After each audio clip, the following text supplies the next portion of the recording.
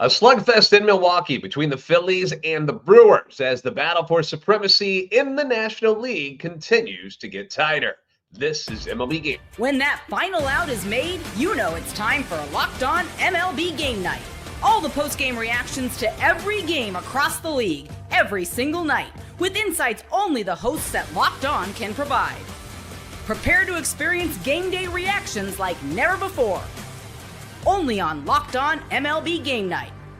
Your team every day. Heyo, and welcome into MLB Game Night, every game, every night. I am one of your hosts, JD Hafron, host of Locked On Cardinals. Jon Frisch, one half of Locked On Angels, my co-host here tonight, was recently crowned champion of his fantasy baseball league. So for the rest of tonight's show, you must call him King John. Please. Coming up on today's show, a grand game for Juan Soto, drama in Boston surrounding Pesky Pole, and the Cubs. They just refuse to go away in the NL Central. Today's episode brought to you by FanDuel. Football season is around the corner. Visit the FanDuel app today and start planning your futures bets now. We're going to start things off in the National League tonight, where the Phillies were visiting the Milwaukee Brewers. Battle of first-place teams, with Philly leading in the NL East by 6 games over the Mets, and the Brewers, with the best record in baseball at 85-53 coming into this one, leading the NL Central by 6.5 over Chicago. Now, on the mound, he had Taijuan Walker for Philly, Jacob Misiorowski, a.k.a. The Miz, going for the Brewers. And early on, it was the Brewers jumping out to a 4-0 lead, but the Phillies, they come storming back. That's what good teams do. And we got Connor Thomas from Locked On Phillies, and he has some high praise for this game against Milwaukee. Folks, that right there is the win of the year for the Philadelphia Phillies. I'm Connor Thomas, your host of Locked On Phillies, and what a damn performance up in Milwaukee. Unbelievable what the Phillies did in this one, going down 4-0 early, 5-1 early. Taijuan Walker looks like he's going to get cooked. The bullpen steps up, I guess, a little bit, but they gave up runs more than anything.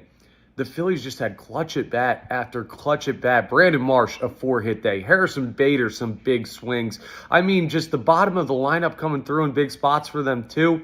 It was just an incredible game from the Phillies in every aspect. And I'll tell you what, if that's a precursor for what October is going to be, we're all going to need heart medication. But it's going to be an incredible October if these two teams end up matching up. Credit to the Brewers. They're a tough team. The Phillies were the better one today, and we're going to celebrate the heck out of that on the next episode of Locked On Phillies. Yeah, Connor Thomas, we know that he takes things very, very personally. When they win, they lose, and it's always nice to see Connor smiling instead, not just because the Phillies won, but just because it's nice to see Connor smiling. And, of course. If you're watching on YouTube, you can see it for yourself. If just the audio version, you'll have to come over to YouTube and check it out. On the other side of things, we got Chuck Freeman of Locked On Brewers, who's got some issues. He says he doesn't want to be that guy, but he's got some issues with a call late in this one that did not go Milwaukee's way. Everybody, I hate to be that guy, but the Brewers got screwed in the 9th inning on a bad call. Hey, everybody, Chuck Freeman, Instant Reaction, Locked On Brewers.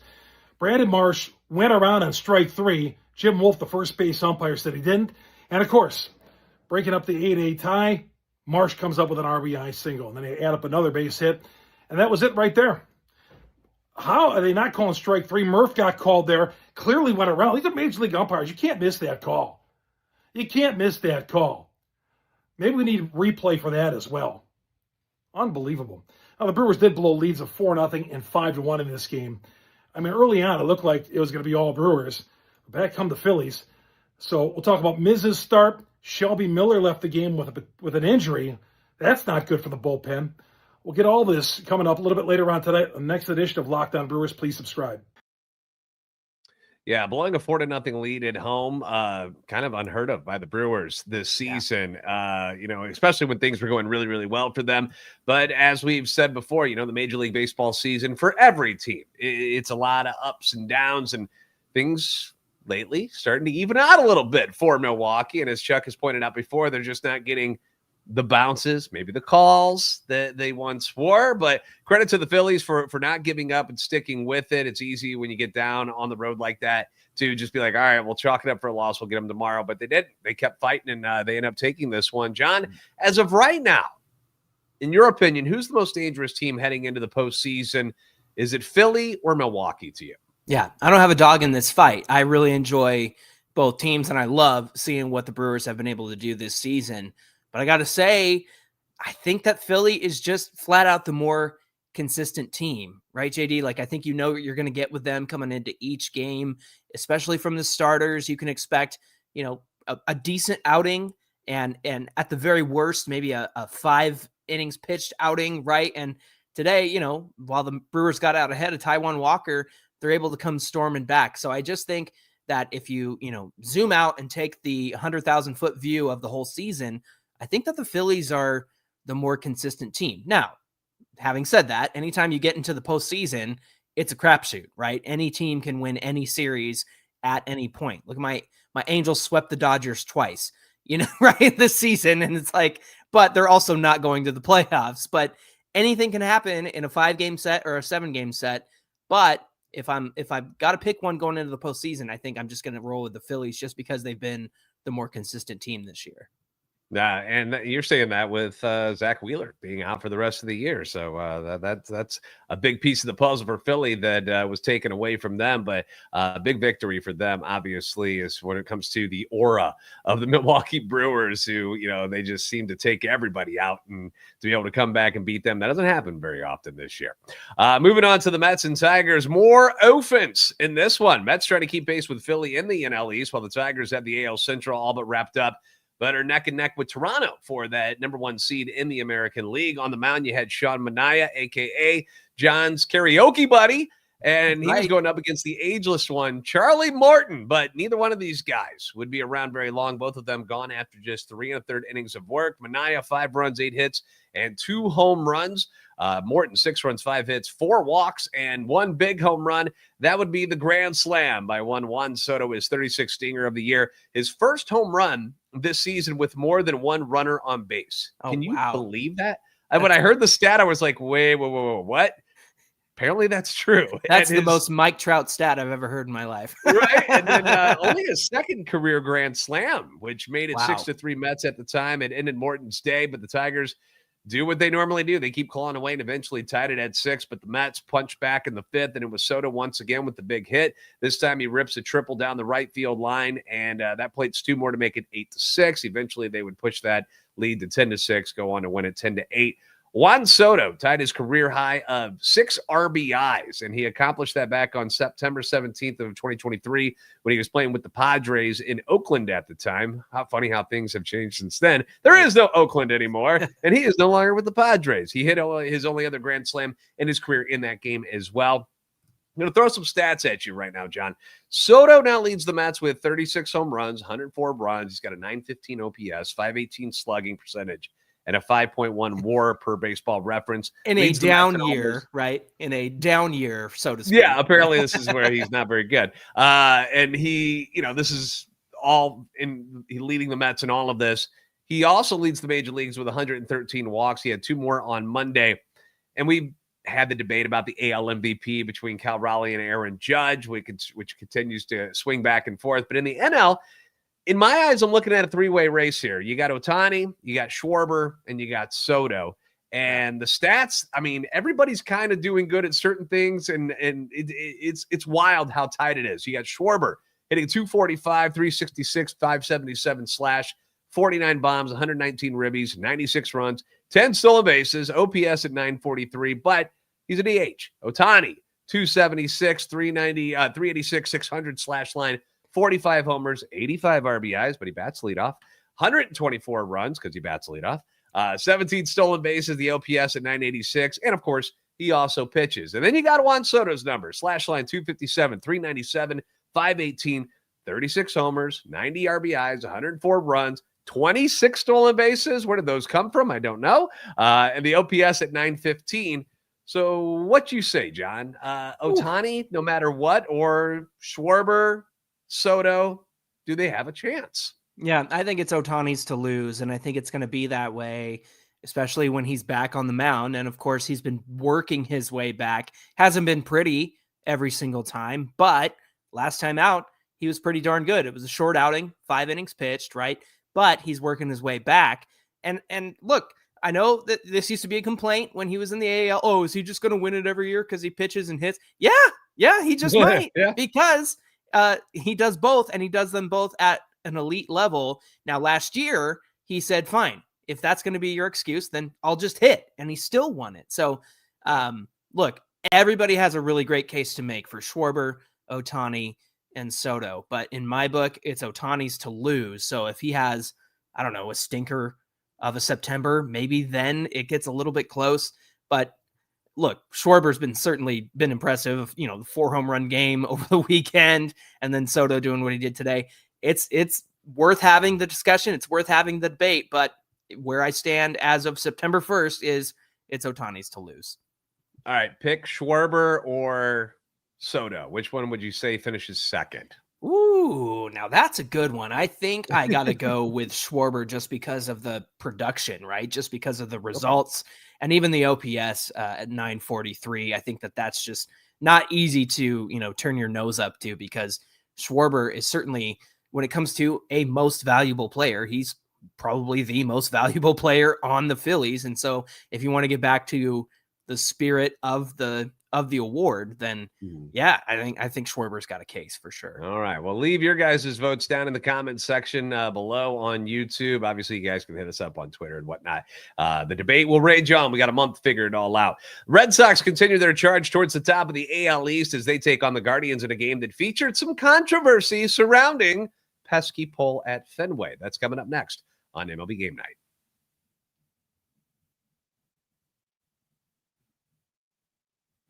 This episode is being brought to you by PrizePicks, the daily fantasy app where making the right call can actually pay off. You and I, we make decisions every day, don't we? But on PrizePicks, being right means cashing in. With football back, PrizePicks is the simplest and fastest way to get in on the action. Just pick more or less on 2 to 6 player projections, and you can turn your takes into real prizes all in less than 60 seconds. It's not going to take up your whole day.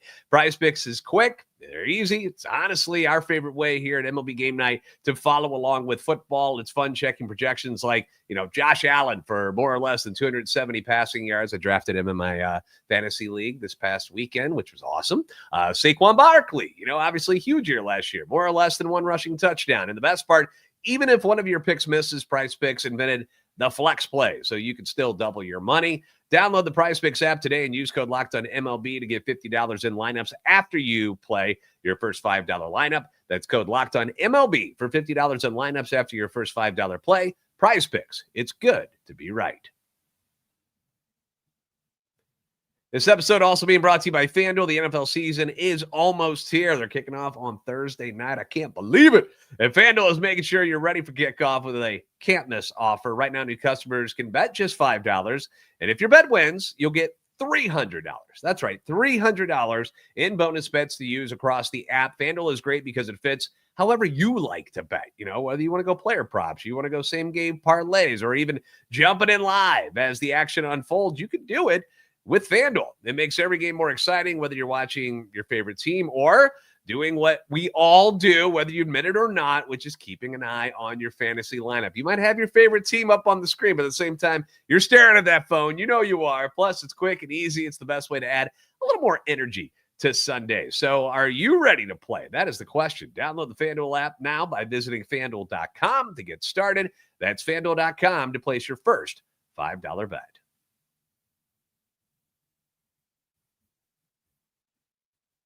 Back at it on MLB Game Night. We're going to the American League here where the Guardians were visiting the Boston Red Sox. Now, the Red Sox host the Guardians, and now the AL East, it really doesn't seem so out of reach. A lot of these races, John, are getting super tight, kind of out of nowhere, too. Like, some of these teams are sneaking up on us when we were setting up for the show. We're like, did you see how close this team is and that team is? Like, it's getting tight, which is exactly what MLB wants. That's the whole point of the wild cards. But the Red Sox, they're aiming for first place in the American League East with the Blue Jays loss and the Yankees off today. The Red Sox had a chance to gain some ground, and they do it with one of the weirdest plays that you're really going to see the rest of this season. We got Gabby of Locked on Red Sox to kind of explain it, describe exactly what happened in this play at Fenway Park. Trevor Story with a funky home run, and the Red Sox find a way against the Cleveland Guardians. I'm Gabby Maljanian from Locked On Red Sox, where the Red Sox just defeated Cleveland by a score of 6-4 at Fenway. And Trevor Story hit what might have been the weirdest home run that I've ever seen, when the ball bounced off the foul pole and Cleveland's right fielder tried to make a play on it, but he couldn't get it in his glove, and it bounced off the foul pole and essentially was ruled a home run. Originally, it was ruled a foul ball, but because it bounced off the foul pole, it was technically in play, and then the play gets ruled dead and is considered a home run. He couldn't come down with it, so he couldn't make the catch. The question wasn't whether it was an out, it was whether it was a foul ball or a home run. Was ruled a home run, and it was in a game where the Red Sox really needed some offense because Brian Bayo wasn't himself today, struggled a little bit to get guys out, but the offense came through when they needed to, and they pulled out the win. Tune into Locked On Red Sox on any podcast platform for more. Yeah, even listening to Gabby try to explain it without the visuals, I'm like, you know that GIF where it's just like all the different, You have like, the numbers and like all the different shapes and stuff. And you're like, the hell she just say? But that's how confusing it was. It was Big Christmas in right field. It was John Kinsey Noel, and it went off him and hit the pole, and then he hit a fan. Like there was just it was like a pinball out there. Yeah. And eventually ruled a home run. There was some argument whether or not it should have just been a double, but ended up being a dinger. Justin Lotta from Locked On Guardians explains why this was a significant loss for Cleveland as they try to gain ground in the AL wildcard. Forward and 2 steps back might be the theme of the Cleveland Guardians 2025 season, as they lost to the Boston Red Sox on Monday, pushing them further away from an even improbable wildcard run. Justin Latta from Locked On Guardians. The Guardians looked like they were getting things together again a little bit, playing well against the Mariners, climbing up towards a playoff spot. And they lost Sunday. Now they lost Monday in a game that can only be described as a Fenway Park game. They lost because a home run off of the glove of John Kinsey Noel, who nobody's even sure why he's up, went off the foul pole. But it didn't really matter because Parker Messick struggled, and he was due to have a struggling start at some point. We all knew that was going to happen for him.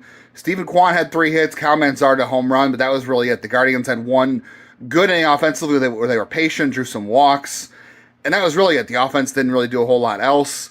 Bullpen really didn't have a great day, at least Eric Sabrowski anyway. That's just going to happen. But the Guardians have all season seemed like they were going to get momentum going, and then it eludes them. We'll talk about that, the debut of George Valera, and more on the next Locked On Guardians. Tune in wherever you get podcasts. All right. So speaking of momentum, we're going to take you to Cincinnati, where the Blue Jays and the Reds were playing.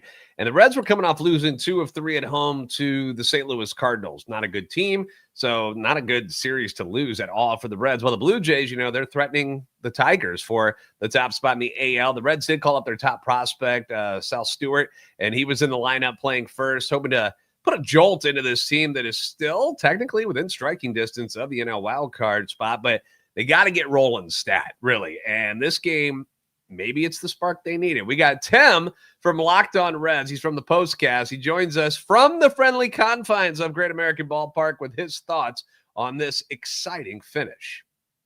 Well, despite Emilio Pagan's best efforts, the Cincinnati Reds pull up a miracle win behind Noelvi Marte in the 9th inning.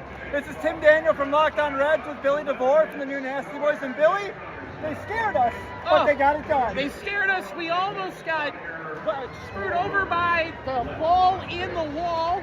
But guess what? Can't overturn that looper into the outfield. This darn team always finds a way to do something to scare us. And sometimes they pull it off. Sometimes. Man, whew, my heart's racing. And that's just not because it's full of chili. Hunter Green today? Really good? Hunter Green was impressive. 7 Ks, 1 walk, 6 1/3. You can't ask for much more.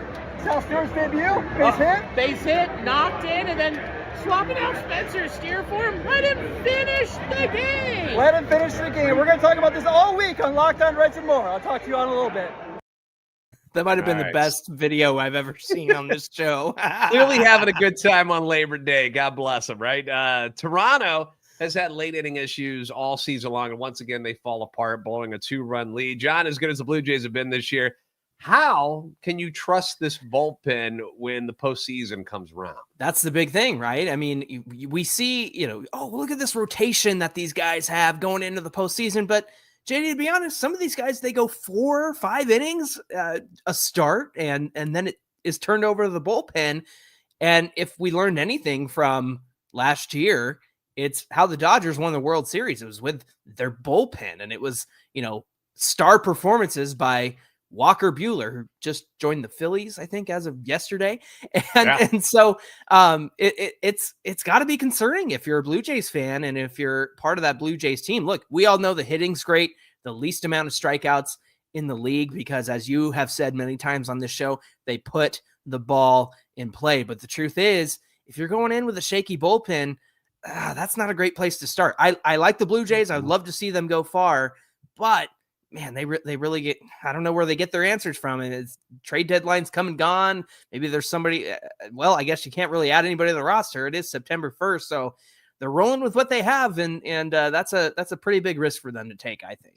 I would be very nervous. It feels like that this is something that's going to end up costing them when they do get to the postseason. It's gonna be like, we had it, man. Yeah. And it's gone.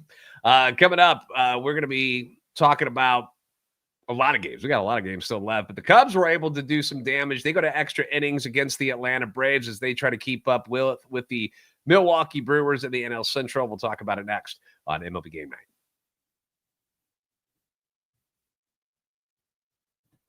Today's show being brought to you by Upside. Hey, MLB fans, are you still paying full price for gas? If so, stop leaving money behind. Get real cash back every time you fill up with the free Upside app. Simply download the free Upside app in the App Store, Google Play. Do it right now. Start earning cash at the pump today. You can use our limited time promo code, which is SEASON, SEASON, and get an extra 25 cents back per gallon on your first fill up. Now, you can make up to $300 a year just from buying the gas that you already need. We're not asking you to go buy things you're not going to use already. You're already doing it. And it's genuinely not too good to be true. It's totally legit. Real people are getting paid just to make their daily commutes. And now you can too. Plus, you can cash out anytime and send it to your bank account. You can put it on PayPal, e-gift cards for Amazon and other brands as well.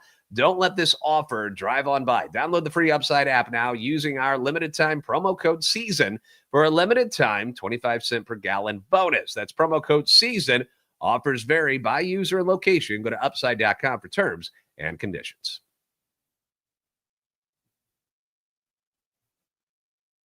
Making our way through these Labor Day games on MLB Game Night. We got Atlanta visiting the Chicago Cubs. 3-game set taking place in Chicago, and this might have had enough drama for the entire series. This one was full of it. We got Sam Ober from Locked On Cubs on how Chicago was able to come all the way back and send the bleacher bums home happy in the 10th inning. They flirted with a big comeback win yesterday, came up short, but they got the job done on Labor Day. I'm Sam Olber from the Locked On Cubs podcast. Cubs were down 6-1 against the Atlanta Braves. It looked like it was going to be a really tough day. Even some boo birds out at Wrigley Field for Taylor Rogers and Colin Ray and company, but the Cubs came back. It started, I thought the big play, one of the big plays in this game was an 0-2 bunt single with a man on first, 2 outs by PCA that led to a 2-run double by Dansby Swanson. That got the Cubs within a couple of runs. Then a big game-tying 2-run homer by Carson Kelly. He eventually walked it off in the bottom of the 10th. Give Aaron Savali a lot of credit as well for holding it down. You can never have a big comeback like that unless your relievers do their job. And the Cubs finally had a big comeback win. Offense showed life. It felt a little bit like April and May. Let's see if they can keep it going on this homestand. Impressive comeback for the Cubs, who were down 6-1 at one point in the 5th inning. Aaron Savali back in the NL Central, John. Are they looking for some Aaron Savali revenge magic against the Brewers, who, they wanted to move him to the bullpen? He didn't like that idea, so they traded him to the White Sox, and they got Vaughn in return, and he's been amazing for Milwaukee. But a nice game here. 3 scoreless innings from relief, 1 hit, 4 Ks. John, the Brewers aren't quite as indestructible recently. Cubs still got a shot to catch them. They're 5.5 back. What do you think?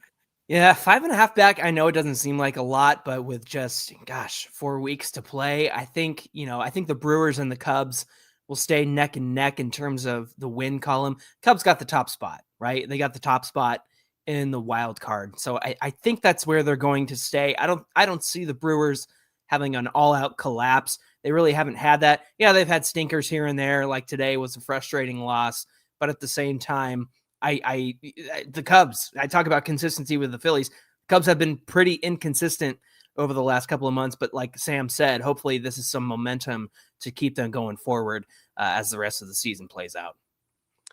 Moving on to the A's at the Cardinals. Sonny Gray on the bump against the team that drafted him back in 2011 against a guy who was only 9 years old when that happened. Luis Morales got the start for the A's. He has been exceptional in the first 5 games that he's made in the big league since getting called up. Continues with that trend today, going 5 2/3, allowing 2 runs, striking out 8. Sonny Gray was not nearly as good. The A's, who were without Nick Kurtz, Shea Langoliers, not in the lineup. He had a stomach bug. They got to him in the 4th inning with back-to-back jacks by J.J. Bleday and Zach Geloff to make it 3-0. The A's ended up winning this one by a score of 11-3. Bleday hit another one later on off of Gray to make it 5-1. They just crushed him. Bleday finished the day 2 for 5, 3 RBIs, 3 runs scored. Tyler Soderstrom, 2 for 5, 3 RBIs. Jacob Wilson, Geloff, each had 3 hits. They play their games in that minor league stadium, so we talk about the offense that they can produce there. Yeah. And, everybody's like, well, the stadium. Dude, this was in pitcher-friendly Busch Stadium that they just crushed the ball. Bottom line, the A's can hit with anyone in this league, and honestly, it's kind of a shame that they had that stint back in May. Remember how bad it was for them where they lost like 11 in a row, and they finished the month 7-21, because outside of that month, they've been good, 57-54. So the A's, bright future ahead of them, and they take full advantage of my Cardinals in this one, crushing them 11-3. Your Angels were at the Astros, John. What went down? Yeah, they had a 4-game set, so it was a wrap around the weekend series, and they split this one. It was kind of back and forth until it wasn't. I'm going to let Brett from Locked On Astros give us the details on what went down. Garcia with a phenomenal return to the mound as the Astros split the series with the Angels. Hello, I'm H-Town Wheelhouse here with Locked On Astros. And what a great game by Luis Garcia. 6 innings pitched, only 3 earned runs, 6 Ks, no walks. This is a great sign. Not only that, the Houston Astros stepped up to the plate. Literally. Robin Urias, 2 for 4 with the home run. Jeremy Pena, 2 for 4 with 2 doubles, an RBI, a run scored, a stolen base. Jose Altuve with the home run, a double, a walk, 3 RBI and a run, 2 for 4. Also, the Astros, what do? They stole 5 bases today. This was a 12-hit performance by an offense that scored 8 runs. When they score 4 runs or more, we know what happens. Welcome back to the mound, Luis Garcia. The new arm slot seems to be working. And yes, you may say, but it's against the Angels. It doesn't matter. They're major league players. The Astros needed this win as they continue to outpace the Mariners. No matter whether they win or lose, they still have the same amount of games between them as they did when they started the day. They can only gain a half game now, or a full game actually, if the Mariners lose. Stay tuned in to Locked On Astros. Remember, we're your team every day. Yeah, and throwing a little shade at your Angels. Oh, it's just the Angels. Whoa. Well, that's the thing, is the Angels' offense isn't the problem. It was the pitching in this one. Yusei Kikuchi was not very good, but Zach Neto and Joe Adell, they actually took the lead with homers in the 4th inning, and it was 3-2, but then it got away from Yusei Kikuchi and the Angels bullpen. But he, like you mentioned, Luis Garcia made a great start today. His first since 2023, JD, had Tommy John surgery in May of that year. He was supposed to come back at the beginning of this year, had a setback with elbow soreness in spring training, and just now came back. So no more rockabye baby windup for Luis Garcia, and he's back at just the right time for the Astros. All right.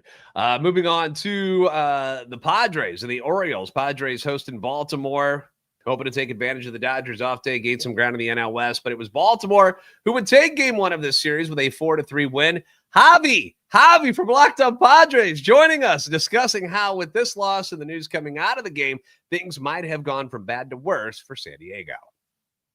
Baseball is truly just the most cursed sport sometimes. You look great. The Padres looking great after the deadline. All the new additions. Yay! And guess what? Now you're losing series to the Twins and the Orioles. Javier Reyes here of the Locked On Padres podcast. The Padres dropped the first game in this Orioles series 4-3. And basically all that could go wrong went wrong. right? Dylan Cease, he wasn't terrible, but he only goes 4 innings. They had to use Robert Suarez in like the 7th inning. That's how bad it's been. The Padres, one of the only teams in Major League Baseball to not have a quality start at minimum over the last week. And then on top of that, no Fernando Tatis Jr. in the lineup. Hopefully he'll be back. You're right. You got Xander Bogaerts out for the rest of the season already. You still have Jackson Merrill out, and Jason Adams suffering what Mike Schilt calls a quad tendon rupture in this one. Just really, really bad stuff. On top of playing poorly, they're losing players to injuries. They cannot get consistent starting pitching. And look, they could still make the playoffs. It's still very possible, probably even likely, but they are limping there, to say the least.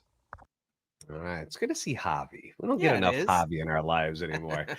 Giants at the Rockies. San Francisco meeting Colorado to start a 3-game set at Coors Field. There were 24 total hits between the two teams. Not a shocker. And even though the Rockies had 13, it was the Giants who ended up walking away with the 8-2 win off of 11 hits. Big day for Giants rookie center fielder Drew Gilbert, who came over from the Mets in the Tyler Rogers trade. He had a 4-hit day, including a 2-run home run, one of 3 Giants home runs in this game.